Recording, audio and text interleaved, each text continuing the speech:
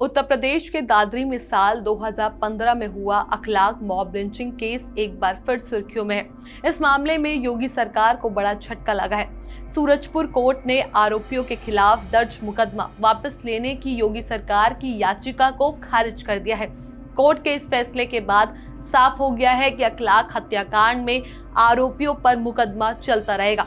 सवाल यह है कि क्या अब पीड़ित परिवार को इंसाफ मिलेगा? क्या सरकार की मंशा पर फिर से सवाल खड़े हो गए हैं? नमस्कार, मेरा नाम है चेष्टा नागर और आप सभी देख रहे हैं द हिंदी टॉप। अखलाक हत्याकांड उत्तर प्रदेश ही नहीं बल्कि पूरे देश को झंझोर देने वाला मामला था। सितंबर 2015 में दादरी के बिसहाड़ा गांव में महज अफवाह के आधार पर भीड़ ने मोहम्मद अखलाक को बुरी तरह पीट कर मार डाला था। आरोप था कि उनके घर में गौमांस रखा गया है। इस घटना के बाद पूरे देश में सांप्रदायिक तनाव फैल गया था और कानून व्यवस्था पर गंभीर सवाल उठे थे। इस मामले में अब एक बार फिर बड़ा मोड़ आया है। ग्रेटर नोएडा की सूरजपुर कोर्ट ने मंगलवार को उत्तर प्रदेश सरकार की उस याचिका को खारिज कर दिया जिसमें आरोपियों के खिलाफ चल रहे केस को वापस लेने की मांग की गई थी। कोर्ट ने साफ शब्दों में कहा कि सरकार की याचिका ना तो ठोस तथ्यों पर आधारित है, ना ही इसमें कोई कानूनी आधार दिया गया है। अदालत ने कहा कि मामले में चार्जशीट दाखिल हो चुकी है, आरोप तय हो चुके हैं और ऐसे में मुकदमा वापस लेना न्याय के हित में नहीं। कोर्ट ने सीआरपीसी की धारा 321 का हवाला देते हुए कहा कि पब्लिक एग्जीक्यूटर द्वारा केस वापस के लिए जो कारण बताए गए हैं ये महत्वहीन और आधारहीन है। पीड़ित पक्ष के वकील यूसुफ सैफी ने कोर्ट के फैसले का स्वागत करते हुए कहा कि अखलाक के परिवार के लिए बड़ी राहत है। उन्होंने कहा कि कोर्ट ने साफ कर दिया है कि कानून सबके लिए बराबर है। अब इस केस की अगली सुनवाई 6 जनवरी को होगी और कोर्ट ने डे बाय डे सुनवाई के निर्देश भी दिए हैं। गौरतलब है कि यूपी सरकार ने नवंबर महीने में इस केस को वापस लेने की अर्जी दाखिल की थी।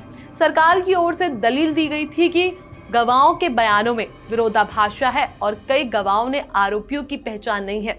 अभियोजन पक्ष ने यह भी कहा है कि गवाह और आरोपी एक ही गांव के रहने वाले हैं, इसलिए बयान बदलने की संभावना है। लेकिन कोर्ट ने इन दलीलों को खारिज करते हुए कहा कि सिर्फ आशंका या अनुमान के आधार पर गंभीर अपराधों में केस वापस नहीं लिया जा सकता।